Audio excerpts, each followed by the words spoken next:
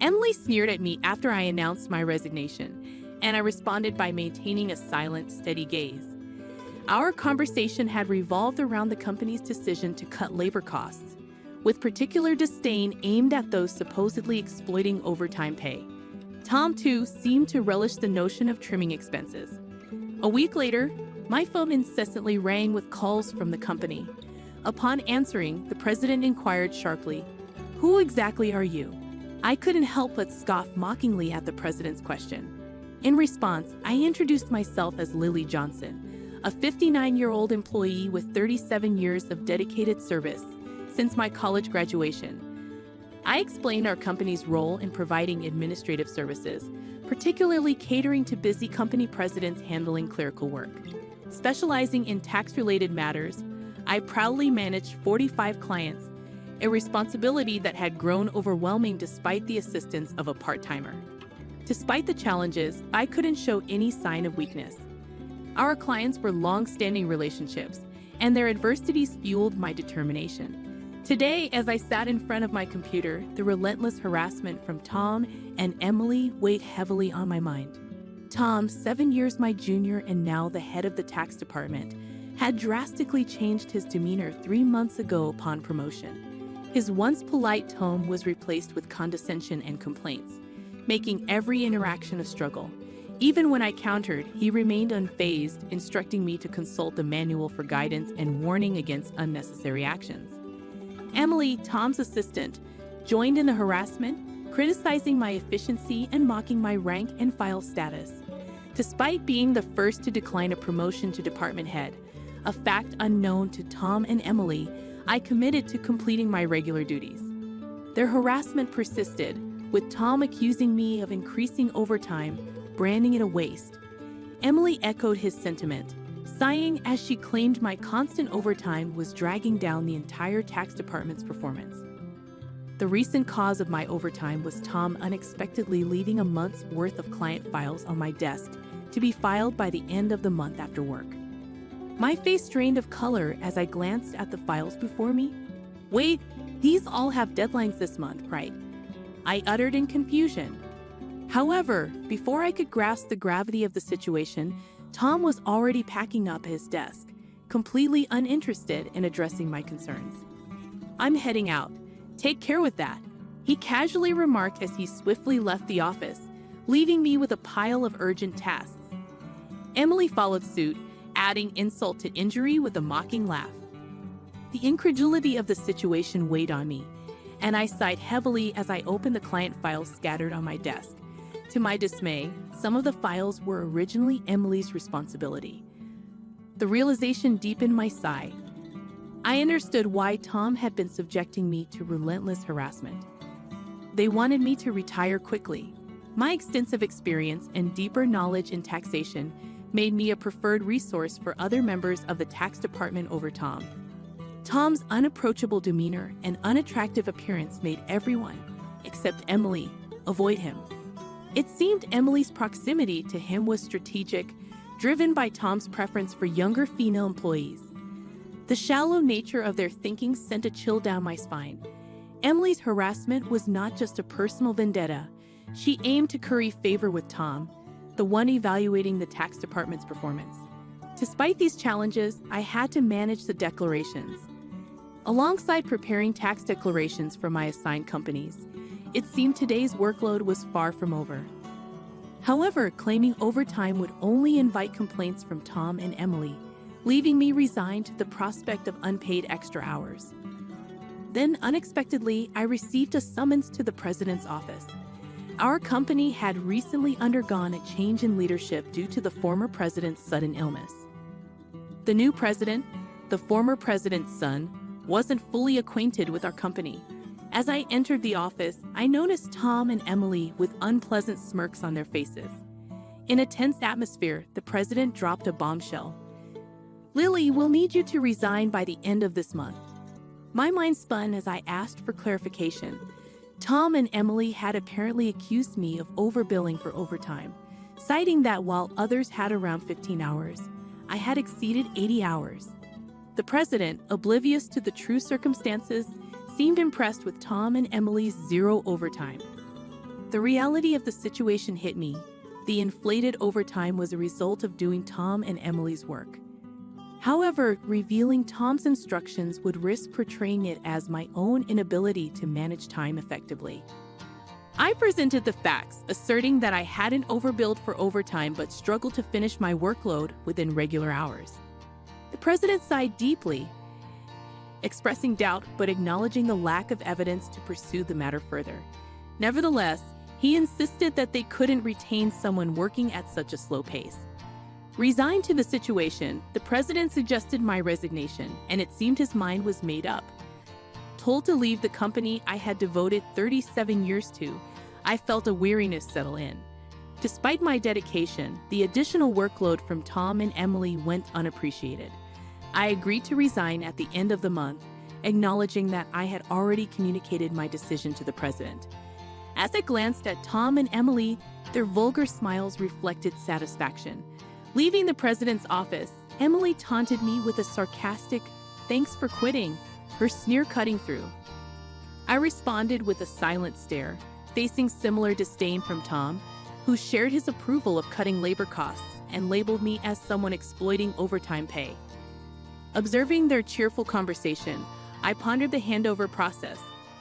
Creating documents for all my clients, I ensured proper farewells and appointments with those I could meet personally. Unable to schedule a meeting with the president, I resorted to letters to inform them of my successor. A week post-resignation, enjoying a moment of relaxation at home, my mobile phone rang. Seeing the company's call, I hesitated, having already completed social insurance procedures.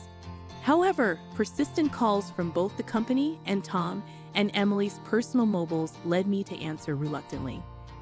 As I picked up, the president urgently spoke, asking, "Who exactly are you?" I couldn't help but mockingly reply, "Just an unemployed lady who resigned from the company, nothing else." In response, the president urgently explained the chaos since my departure, 49 calls to stop transactions with the company. He pleaded for my immediate return, revealing a sense of panic in his tone. Reluctantly, I rose from my seat and made my way back to the company. Upon my arrival, I found Tom and Emily waiting, their faces notably pallid and dark circles underlining their weary eyes. Surprised by their drastic change in appearance, I inquired about what was happening. Tom glared at me and revealed, "Since you left, we've been bombarded with calls to stop transactions, not just from your clients but also from prospective companies we were planning to introduce." "What did you do?" Emily echoed the suspicion, expressing disillusionment at the thought of me resorting to underhanded tactics. Their haggard appearance suggested the toll handling cancellations. While I had not manipulated the clients, I had a hunch about the reason behind the transaction halts. Considering the inevitability of cancellations, I mumbled my thoughts aloud. Tom, however, accused me outright, insisting I had orchestrated something. He demanded I go to the president's office immediately, forcefully escorting me there. Upon entering the president's office with Tom and Emily, the president greeted me with a direct look in his eyes. Tom declared, "President, I brought her," with an air of authority, while Emily hurriedly followed suit. Ignoring their accusatory tone, the president questioned me about the abrupt halt in transactions after my departure. I took a deep breath and explained, "Our clients don't need us to manage their taxes. There are tax accountant firms that offer cheaper services. They continued with us because of me." Tom snapped back, questioning my self-worth, and Emily taunted me, both challenging my value to the company. Undeterred, I elaborated on my unique approach, offering tailored tax-saving strategies that resonated with our clients. Tom dismissed it as inefficient, arguing that their manual-based operations were more practical. The president sighed deeply, recognizing the fundamental difference in our approaches. In a serious tone, he said, "Actually," signaling a crucial revelation or decision to follow. I received a surprising call from my father, the former president. It turns out that some clients, who had stopped transactions, went directly to Dad to negotiate on my behalf. I hadn't anticipated clients going to such lengths for me. Dad emphasized that the tax department thrived because of my contributions. Not only did I manage my clients efficiently, but I also supported my colleagues' clients, possessing knowledge that even Tom couldn't match. Dad disclosed that if I hadn't declined the promotion, I would have held a higher position than a department head by now. The current president expressed regret with a pained expression. Emily appeared shocked, probably grappling with the idea that I could have been her superior. The president apologized for making me resign initially and asked if I would consider revoking my resignation. According to Dad, I was indispensable to the company. While I appreciated the change in the president's perspective, I hesitated to accept. Tom interrupted our conversation, visibly upset, and protested the president's decision, questioning why I was chosen over him. Emily echoed his sentiments, praising Tom's leadership and expressing disbelief at the preference for me. The president then sternly addressed them, revealing that since my resignation, numerous complaints had been received from the tax department, suggesting they had been shifting their workload onto others. Tom's face turned pale as the president exposed the fact that he had been pushing the preparation of client declaration forms onto subordinates, including Emily's work for multiple clients. The president pointed out the irony, considering Tom had accused me of being a salary thief. Observing Tom and Emily's pale expressions, the president continued by revealing an alleged leak about their romantic involvement. Tom struggled to defend himself, claiming he was merely mentoring Emily as her superior. However, the president produced receipts from the accounting department, indicating dining expenses filed by Tom.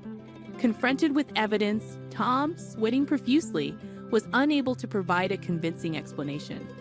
Emily, too, turned ghostly pale as the president accused them of neglecting their duties, inflating expense claims, and violating company policy by having an affair in the office while being married. In a calm and straightforward manner, the president declared the termination of their employment effective immediately. Tom and Emily tried to resist, promising to retract the receipt claims and pleading for their jobs. "I have a family," Tom desperately pleaded, attempting to reverse his termination. Emily echoed his sentiments, tearfully expressing her fear of being fired. She promised to apologize to me and others for burdening them with work, realizing the gravity of the situation involving neglect of duties and an affair with a supervisor.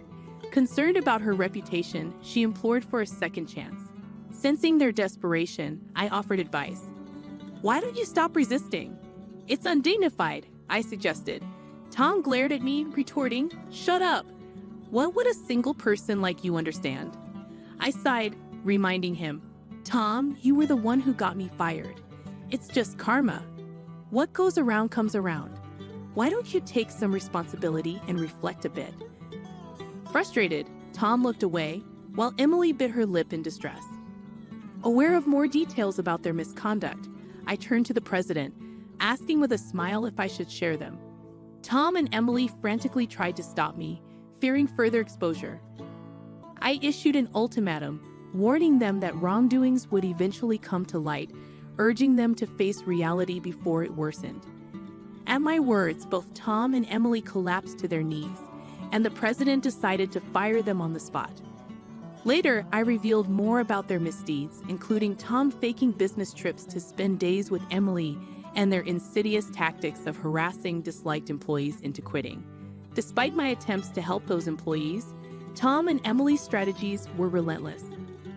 They repeatedly reprimanded and pressured employees out of my sight, often assigning sudden tasks with tight deadlines. The resigned employees had initially asked me to keep quiet, but since they were now happily working elsewhere, I decided it was time to speak up. The president, furious at my revelations, expressed anger about cutting Tom and Emily's final salary. He planned to thoroughly investigate past inflated expense claims. Tom, with tears in his eyes, begged the president not to cut his salary, fearing the impact on his family. As the truth unraveled, Tom's affair with Emily came to light, leading to Tom's divorce. The two now face claims for compensation in the divorce lawsuit, marking the consequential aftermath of their actions. I became aware of the situation when Tom reached out to me, seeking assistance in persuading the president to reconsider their firing. Emily and Tom found themselves in dire straits. Despite their efforts, they struggled to secure new jobs in the tax industry.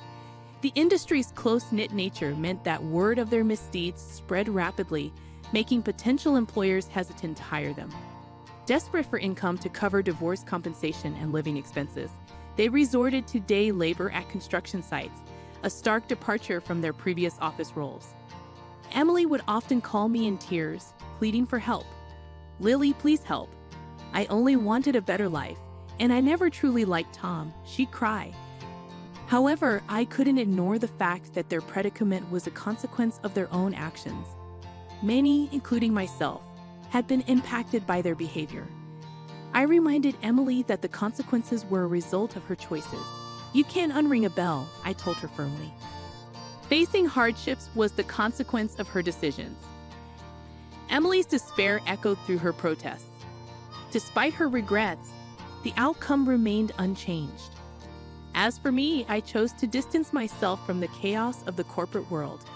Despite the president's pleas for my return, I declined. Once told to resign, I had no desire to return. Instead, I found solace in assisting at a friend's tax office, supplementing my income and enjoying a more relaxed lifestyle.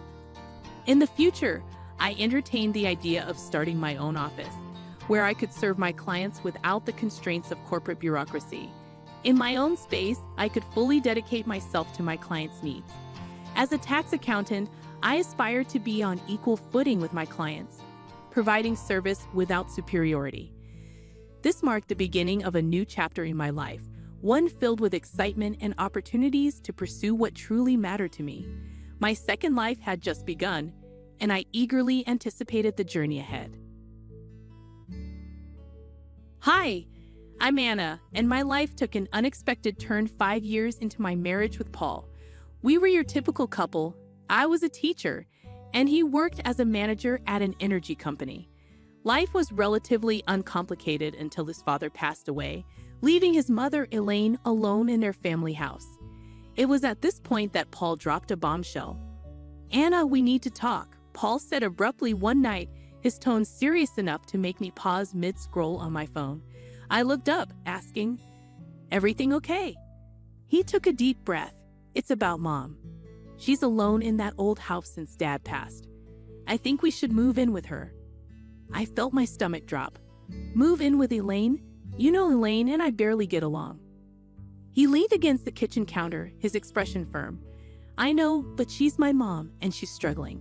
Plus, we're just burning money on this rented apartment." I sighed, running a hand through my hair. "But this is our space, our home. Moving in with your mom, it's a whole different ballgame." Paul's voice took on a pleading edge. "Please, Anna, it's not just about the space. It's about family. Mom needs us." Feeling cornered, I bit my lip. "Your mom needs us, or you need your mom." "That's not fair, Anna. It's not like I'm asking you to live in a dump. It's a huge house, plenty of room for all of us," he argued. Crossing my arms, I felt the tension rise. "And what about our life here? Just drop everything because Elaine snaps her fingers." "It's not like that, and you know it. I'm thinking about what's best for everyone," he retorted. "Everyone or just Elaine?" I shot back. He threw his hands up in frustration. "Damn it, Anna. Can't you just try to see the bigger picture here?" Glaring at him, I responded, "I am looking at the bigger picture. Paul, our life, our independence. Not just playing happy families in that gloomy old house of hers." The argument went in circles, but eventually, I caved for the sake of peace. Moving day arrived, and it was as uncomfortable as I had imagined. Elaine's house was an imposing old structure with echoing rooms and a constant chill in the air. Elaine greeted us with a stiff smile, saying, "Welcome to my home. I expect you to respect my ways." I forced a smile, trying to keep the peace. "Of course, Elaine. We appreciate you letting us stay." However, living with Elaine was akin to living with a hawk. She had a comment for everything. From the way dishes were put away to how the plants were watered. It was relentless.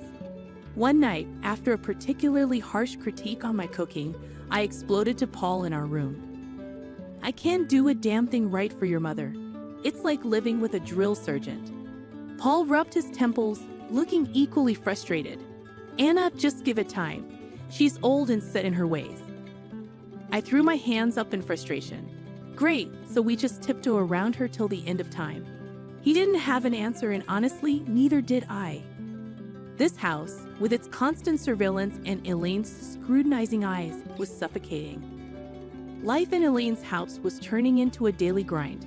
Just when I thought I could handle it, Paul dropped another bombshell. It was a lazy Sunday afternoon, and I was trying to find some peace in the garden when he came out. "Anna, we need to talk," he said. I looked up, feeling a knot in my stomach. "What now, Paul?" He took a deep breath. "I think you should quit your job and stay home. We're spending a fortune on a nurse and housekeeper for Mom. It makes more sense." I stood up, anger rising. "Quit my job, Paul. I love teaching. It's not just about the money." He ran his hand through his hair, his tone getting edgy. "I know, but think about it. It'll make things easier around here." I shook my head, disbelief washing over me. So what? I just become a full-time maid and nurse? That's not the life I want. Paul's voice rose. "It's not about what we want, Anna. It's about what's practical. My mom needs us." I glared at him. "No, your mom needs you. I didn't sign up to be her caretaker." He shot back, "Well, things change, Anna. We need to adapt." That word felt like a slap. I loved my job, my independence. This wasn't adapting. This was sacrificing. "You know what, Paul? Fine. I'll do it, but don't expect me to be happy about it." He sighed, a look of relief crossing his face. "Thank you, Anna. It means a lot." But it didn't feel like a victory. It felt like I was losing a part of myself. Quitting my job was hard, but the days that followed were even harder. I was now a full-time housekeeper, nurse, and cook. Elaine, as always, had her 2 cents to add about everything. One day, I snapped. Elaine was criticizing the way I ironed her clothes, and I couldn't take it anymore. "Elaine, can you just stop?" "I'm doing my best here," I said, my voice shaking with frustration. She looked taken aback. "Well, I'm sorry if I have standards, Anna." I threw the iron down. "I'm not your servant, Elaine. I'm your son's wife. I'm here trying to help, and all you do is criticize me." There was a moment of tense silence, and then Elaine's expression softened slightly. "I know you're trying, Anna. I'm just used to things a certain way," she said softly. I sighed, feeling the tension drain out of me. "I know, Elaine, but not you. I have my way of doing things." From that day on, things were slightly better. Elaine toned down her criticisms, and I tried to accommodate her quirks. It was a fragile truce, but it was better than the constant battles. As time dragged on in Elaine's house, the atmosphere grew tenser, almost suffocating. Paul's behavior became increasingly distant and elusive. He was always late from work, and when he was home, he might as well have been invisible, retreating to the spare room like it was his sanctuary. One evening, unable to bear the silence and distance anymore, I cornered him in the kitchen. "Paul, what's going on with you? You're hardly here. And when you are, it's like you're not even my husband anymore." He avoided eye contact, stirring his coffee absent-mindedly. "Work's a nightmare right now, Anna. Just piles of stress." I leaned back against the counter, my arms folded. "I could sense the stress, Paul, but this feels like you're shutting me out. You're here, but you're not really here." He exhaled heavily, his gaze still fixed on his coffee. "I don't know what you want me to say, Anna. I'm just really tied up with stuff." I wanted to believe him, to understand, but something inside me screamed that there was more to it. Then there was Lucy, Paul's sister, who made it her mission to add to the tension. Each visit from her was a trial. She looked around the house with a sneer and quip. "Still stuck in this old dump, huh?" I usually bit my tongue, but one day her taunts hit a nerve. "Not all of us have the luxury to mooch off others, Lucy." I shot back. She just cackled, her voice grating on my nerves. "Look at you, playing the martyr in a haunted house. Pathetic." I clenched my jaw, holding back a barrage of words. Paul, ever the silent bystander, offered no defense. His silence was like another jab, another confirmation of the growing gulf between us. The biggest shift, however, came with Elaine. One day she called for Lucy, her voice frail and desperate. "Lucy, I need help with a bath. I can't manage on my own anymore." Lucy's response was cold and cutting. "Help yourself, Mom. I'm not your caretaker." Elaine broke down in tears, and my heart couldn't take it. Despite our rocky history, I couldn't leave her in that state. I assisted her with the bath, and something changed between us that day. Elaine started to warm up to me, treating me less like an intruder and more like a daughter. It was a welcome change, but it also underscored how far Paul and I had drifted apart. The house felt colder, emptier. Despite Elaine's newfound warmth towards me, the walls seemed to echo with the growing silence between Paul and me, a chasm that widened with each passing day. Paul's late nights at work became a norm, and our conversations turned into mere whispers of their former selves. During one of these fleeting interactions, Paul dropped a new piece of news. "Anna, I got an apartment near work," he said nonchalantly. I almost dropped the dish I was cleaning. "An apartment? Why on earth would you need that?" He leaned against the doorframe, avoiding my gaze. "It's just practical, Anna. Saves me the commute, especially with the late nights." I felt a surge of anger and confusion. "And you just decided this without talking to me? What are we, roommates now?" He shrugged, his indifference cutting deep. "I thought you'd be happy, less stressed about me coming home late." I shook my head in disbelief. "Happy, Paul? This feels like you're living a double life. What's next? You'll tell me you have a second family?" He sighed, rubbing his forehead. "Don't be dramatic, Anna. It's not like that."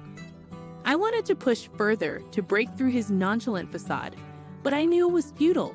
The conversation ended there, as did many of our conversations those days. The true shock came a few days later in a candid conversation with Elaine.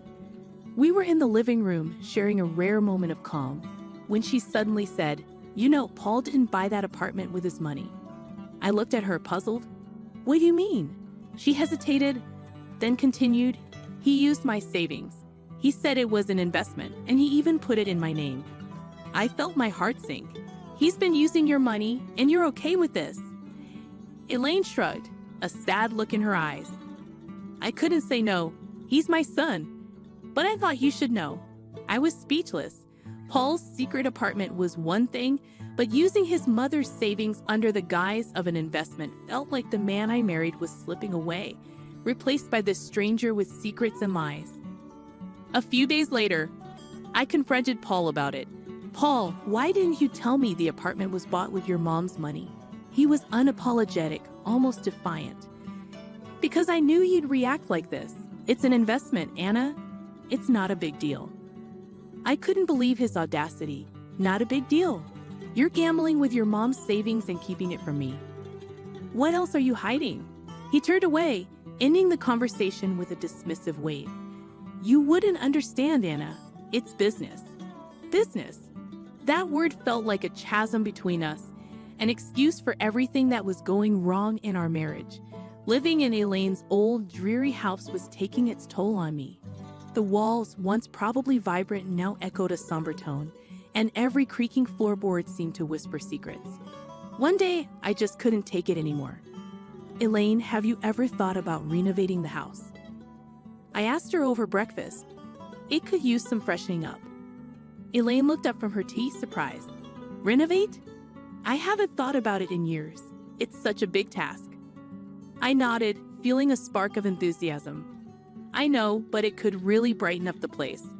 Maybe just start with a new coat of paint or some new wallpaper." Elaine considered it for a moment. "Well, I suppose it wouldn't hurt to bring some new life into this old house. But are you sure you're up for it?" I smiled, eager for a project. "Absolutely. It'll be a good change." And so it began.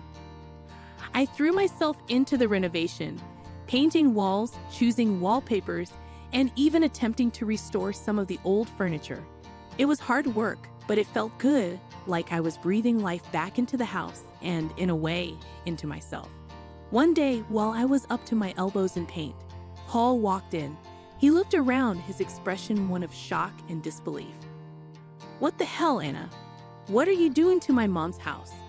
I stood up, wiping the sweat from my brow. "I'm renovating, Paul, like I told Elaine. It's time this place got a little love and care." Paul's face reddened. You had no right to start changing things without asking me. This is my family home, not some DIY project. I felt my temper rise. Your home? When was the last time you even cared about this place, Paul? I'm doing something good here. He took a step closer, his voice rising. You're overstepping, Anna. You always do this. Try to control and push everyone else aside. I stared at him incredulously. Take control, Paul. I'm trying to make this gloomy place livable. Maybe if you spent more time here, you'd see that. Before Paul could retort, Elaine walked in. What's all this noise about? Paul turned to her. Mom, did you know about this? About her changing the house? Elaine looked from me to Paul, then back again.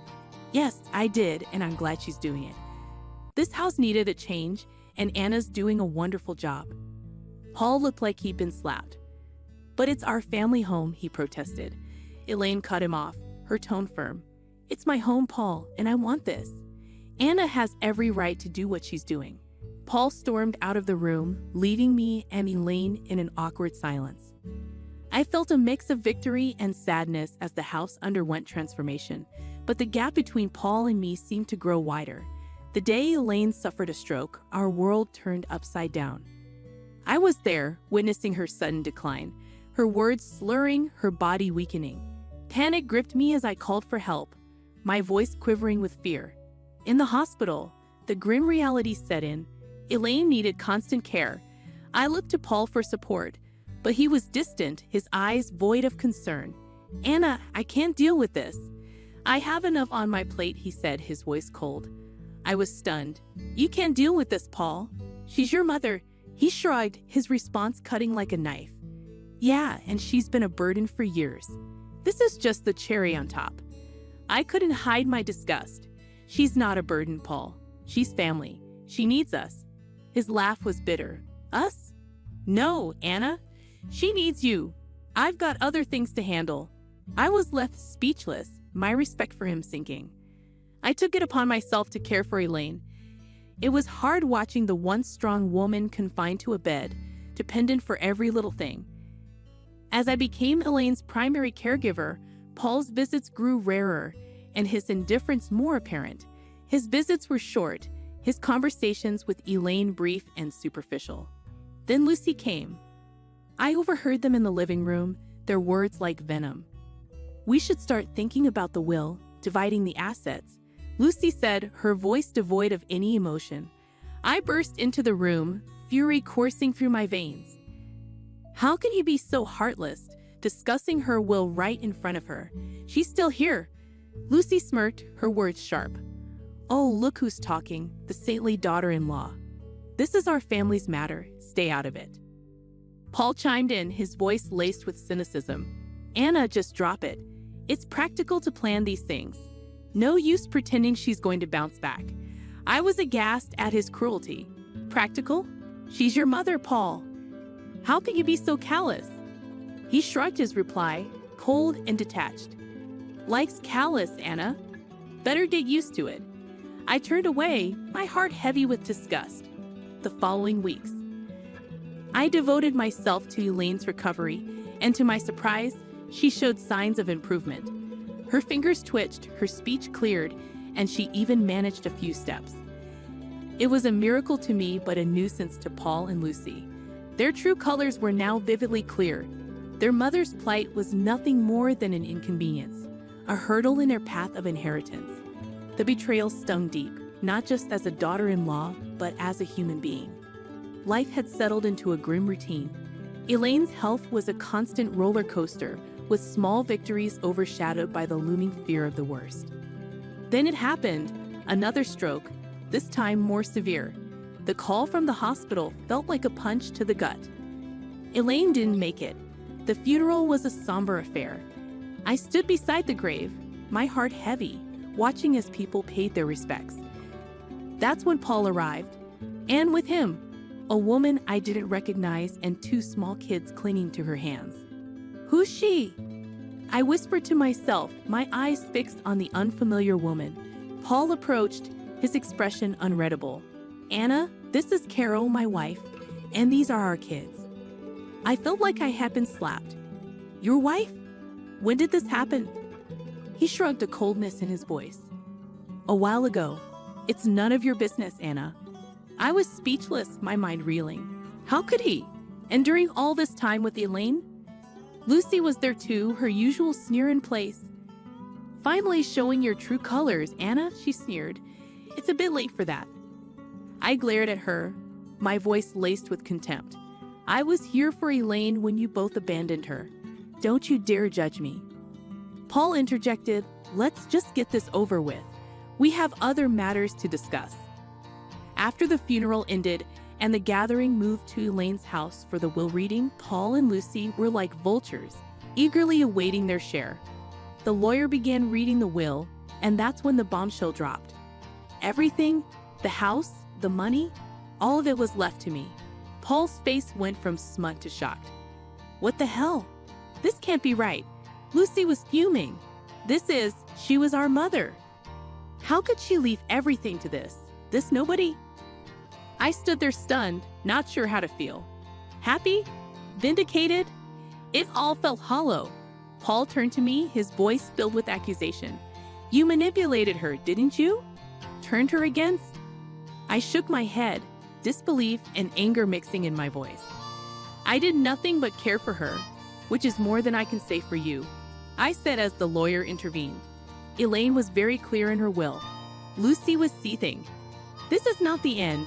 We'll contest this. There's no way we're letting her get away with this, she declared as they left in a huff. I stood there alone in the house that was now legally mine, the walls witnessing so much pain, betrayal, and love. I looked around, feeling the weight of Elaine's last act of kindness and the burden of a broken family. The house felt different now, like it was echoing with Elaine's last wishes. I was sitting there holding the will, still trying to get my head around everything. Elaine had left it all to me, and Paul and Lucy were raging mad about it. They came back the next day all fired up. You really think you can just take everything? Paul burst out as soon as he stepped in. I looked up, tired but standing my ground. Elaine decided this, Paul. It was her choice. Lucy was red in the face, yelling, You tricked a sick old lady? We won't let you get away with this. I stood up, fed up with their nonsense. Tricked? I was there for her, unlike you two. She chose to leave it to me, I said firmly. Paul was fuming. So you think you've beaten us? You think you can just snatch everything away? I let out a heavy sigh. I didn't snatch anything, Paul. Elaine gave it to me because she knew I actually cared. Their yelling didn't stop, but it was just noise against the truth I knew. I was there for Elaine when they weren't. The lawyer showed up with a video Elaine had made. Her voice filled the room as she said it, clear as day. I left everything to Anna because she was like the daughter I never had. She was there when my own kids weren't. She deserves it all. The room went quiet. Paul looked like he'd been punched in the gut, and Lucy started crying, finally realizing what they had done. After that, Paul and Lucy left, and all their threats just fell flat. I was alone in the big house, surrounded by the past and thinking about the future. I decided to divorce Paul. It was tough, but it had to be done.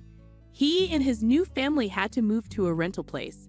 Lucy had her own mess to deal with. Her debts and bad choices were catching up to her. As for me, I was standing in my new house, feeling sad but also kind of excited. Elaine's will wasn't just about the house and money. It was like she was telling me to be strong and make my own way. I decided to start over, using what Elaine left me to build something new for myself. The house, once a reminder of tough times, was now a place for new beginnings.